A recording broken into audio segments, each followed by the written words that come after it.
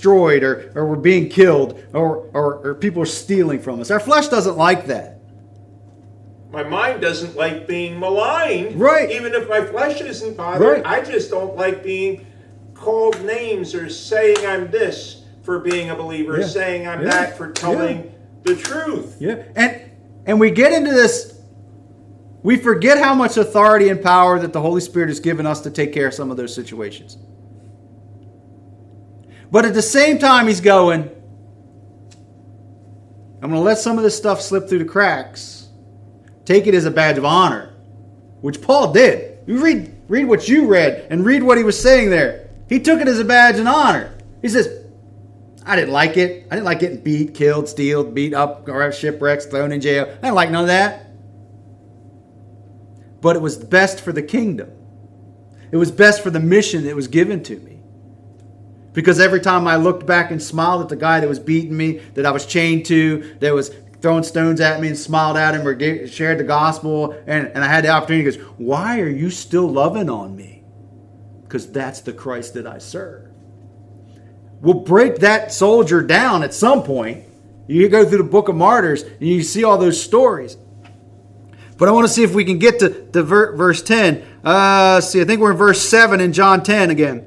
So Jesus said again, I assure you, most solemnly say to you, I am the door for the sheep leading to life. Verse 8, all who came before me as false messiahs and self-appointed leaders are thieves and robbers, but the true sheep do not hear them. I am the door. Anyone who enters through me will be saved, and I will live forever, and I will go in and out freely and find pasture, spiritual security. Can go out freely, will be saved, will find pasture. I will have spiritual security. And then he gets to verse 10 where we started. The thief comes only in order to steal, to kill, destroy.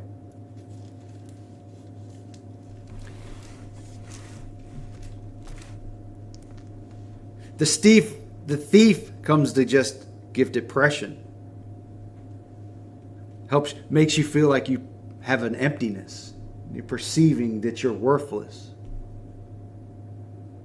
The thief comes to say, there's nothing after this. No end to this. I'm going to be like this forever and ever. It's never going to change. The thief comes to keep taking and taking and taking and taking and taking until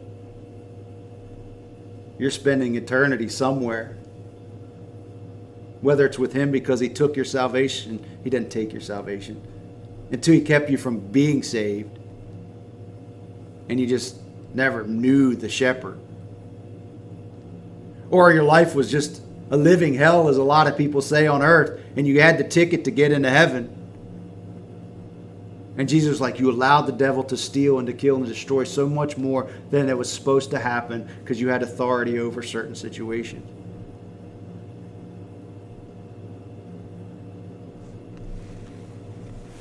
If the shepherd is designed to feed us, to care for us, to help us lay down in beautiful pasture,